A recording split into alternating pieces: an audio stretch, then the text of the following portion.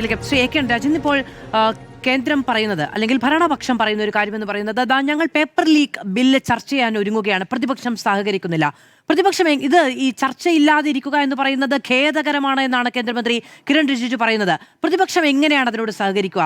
ഈ നീറ്റ് ക്രമക്കേട് പരിഹരിക്കാനുള്ള ശ്രമങ്ങൾക്ക് പ്രതിപക്ഷം തടസ്സം നിൽക്കുന്നു എന്നുള്ളതാണ് ഇപ്പോഴത്തെ ഭാഷ്യമെന്ന് പറയുന്നത്.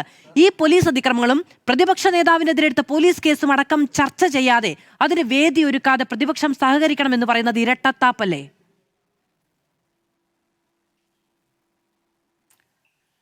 അതായത് ഇപ്പോൾ ഈ പാർലമെൻറ്റിൽ ഗവൺമെൻറ് ഒരു ബിസിനസ്സിന് ശ്രമിക്കുകയും പ്രതിപക്ഷത്തിൻ്റെ ആവശ്യവുമായിട്ട് മുന്നോട്ട് വരികയും ചെയ്യുന്നത് ഈ കഴിഞ്ഞ 12-13 വർഷമായിട്ടുള്ള സംഭവം എന്നല്ലല്ലോ, നേരത്തെ ഉണ്ട്. പ്രതിപക്ഷം അങ്ങനെ ശ്രമിക്കാറുണ്ട്, ഭരണപക്ഷത്തിൻ്റെ രീതിയായിട്ട് മുന്നോട്ട് പോകും. അപ്പോൾ ഈ രീതിയിൽ ബഹളത്തിൻ്റെ ഇടയിൽ ബില്ല് ചർച്ച ചെയ്യുന്നതും ബില്ല് പാസ്സാക്കുന്നതായിട്ടുള്ള സാഹചര്യം നേരത്തെ ഉണ്ടായിട്ടുണ്ട്. ഏതായാലും പാർലമെൻ്ററി സംവിധാനത്തിൽ എം പിമാർ ചെയ്യേണ്ടത് കൺസ്ട്രക്റ്റീവായിട്ട് കോൺട്രിബ്യൂട്ട് ചെയ്യുക എന്നുള്ളതാണ്. നമ്മുടെ എം പിമാർക്കും അല്ലെങ്കിൽ നമ്മുടെ എം എൽ എമാർക്കൊക്കെ ആ പതിവൊക്കെ വളരെ കുറഞ്ഞിട്ടുണ്ട്. അതിന് ഉത്തരവാദിത്വം മാത്രം BJP മാത്രമൊന്നുമല്ല, എല്ലാ പാർട്ടികൾക്കും അതിൻ്റെ ഉത്തരവാദിത്തമുണ്ട്. അതൊക്കെ നമ്മൾ ചർച്ച ചെയ്യാറുള്ള വിഷയമാണ്. അപ്പോൾ എന്തായാലും ഇപ്പോഴത്തെ സാഹചര്യത്തിൽ ഇതിൽ കൂടുതൽ നടപടികളിലേക്ക് പോകുക എന്നുള്ളതാണ് കേന്ദ്ര സർക്കാർ ചെയ്യുന്നത്. ആ പ്രവർത്തനമായിട്ട് മുന്നോട്ട് പോകും. അതിൻ്റെ വഴിയിൽ ഉയർന്നിട്ടുള്ള വിമർശനങ്ങളെല്ലാം ആരോഗ്യകരമായ വിമർശനങ്ങൾ ഉൾക്കൊള്ളും. അതിനപ്പുറത്തേക്ക് ഈ നെഗറ്റീവായിട്ട് വിമർശിക്കുന്നതും ഒക്കെ തള്ളും. പിന്നെ ഇപ്പം പലരും ഉദ്ദേശിക്കുന്നത്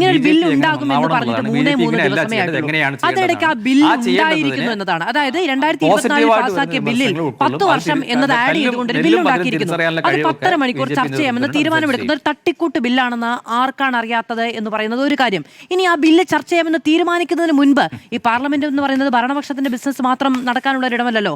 ആ ബില്ലിനെ കുറിച്ച് ചിന്തിക്കുന്നതിന് മുൻപേ പ്രതിപക്ഷം ആവശ്യപ്പെടുന്ന കാര്യമാണ് ഈ ഇവിടുത്തെ പോലീസ് അതിക്രമവും അതുപോലെ ഈ പ്രൊട്ടസ്റ്റും അടക്കമുള്ള കാര്യങ്ങളിൽ, പിന്നെ ഈ നീറ്റ് ക്രമക്കേടുമായി ബന്ധപ്പെട്ട പ്രശ്നങ്ങൾ പാർലമെന്റിൽ ചർച്ച ചെയ്യണമെന്നുള്ളത്. അതൊന്നും പറ്റില്ല, ഞങ്ങൾ അതിനുശേഷം തട്ടിക്കൂട്ടിയൊരു ബില്ല് ചർച്ച ചെയ്ത് കളയാം എന്ന് വിചാരിക്കാമോ? എന്റെ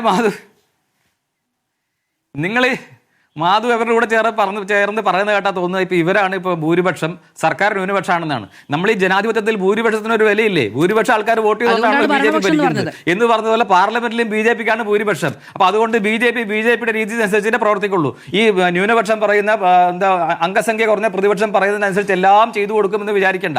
ഇപ്പൊ ജനാധിപത്യപരമായിട്ടുള്ള രീതിയിൽ പോകുക എന്ന് പറയുമ്പോൾ ആ ജനാധിപത്യ സംവിധാനം എന്താണെന്നുള്ളത് ഇവിടുത്തെ പ്രതിപക്ഷത്തിന് മാത്രമേ അറിയൂ എന്നുള്ള രീതിയിലാണ്. അങ്ങനെയൊന്നുമല്ല, ഭരണ സംവിധാനത്തിന് അറിയാം, BJPക്കും അറിയാം. അപ്പൊ ആ രീതിയിൽ ജനാധിപത്യപരമായിട്ട് മുന്നോട്ട് പോകും.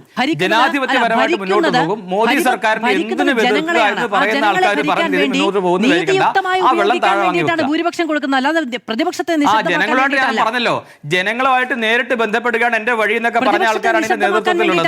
ജനങ്ങളുമായിട്ടൊക്കെ കൂടുതൽ ബന്ധപ്പെടുന്നതുകൊണ്ടാണ് ചിലപ്പോൾ പാർലമെന്റിലൊക്കെ പങ്കെടുക്കാൻ പറ്റാൻ സാധിക്കുന്നുണ്ടാവുക. അതുപോലെ തന്നെ വിദേശത്താണെങ്കിൽ വിദേശ രാജ്യങ്ങളിലും പോയിട്ട് വലിയ രീതിയിൽ ബന്ധങ്ങൾ ഉണ്ടാക്കുന്ന ഒരു കേന്ദ്ര സർക്കാരാണുള്ളത്. അതുകൊണ്ട് ആ രീതിയിലുള്ള പ്രവർത്തനങ്ങൾ മുന്നോട്ട് പോകും. ഞാൻ നേരത്തെ പറഞ്ഞതുപോലെ ആരോഗ്യകരമായ വിമർശനങ്ങൾ ഉൾക്കൊള്ളും. വിമർശനങ്ങൾ വിമർശിക്കാവുന്നതാണ്, കേന്ദ്ര സർക്കാരിനെ വിമർശിക്കണം. ആ വിമർശനങ്ങളോട് മാത്രമേ വളരാൻ സാധിക്കുള്ളൂ. ആ വളരാനുള്ള എല്ലാ സാധ്യതകളും ഉപയോഗപ്പെടുത്തും. അതാണ് ഇപ്പൊ സംഭവിച്ചത്. നീറ്റ് പരീക്ഷാ ക്രമക്കേടൊക്കെ കഴിഞ്ഞ 12 വർഷം പല വിമർശനങ്ങളുണ്ടല്ലോ. ഇപ്പം പുതിയ വിമർശനങ്ങൾ വരുന്നില്ലേ? വിമർശനങ്ങൾ വരട്ടെ. സ്വാഭാവികമായിട്ടും പ്രവർത്തിക്കുന്ന വിമർശനങ്ങൾ വരുന്ന പറയുന്നത്. അതുകൊണ്ട് കേന്ദ്ര സർക്കാർ നല്ല രീതിയിൽ പ്രവർത്തിക്കുന്നത് എന്തുകൊണ്ട് കൂടിയാണ്. അപ്പോൾ ഇത്തരം വിമർശനങ്ങൾ വരുമ്പോൾ അതിലെ ശരി തെറ്റുകൾ പരിശോധിച്ചിട്ട്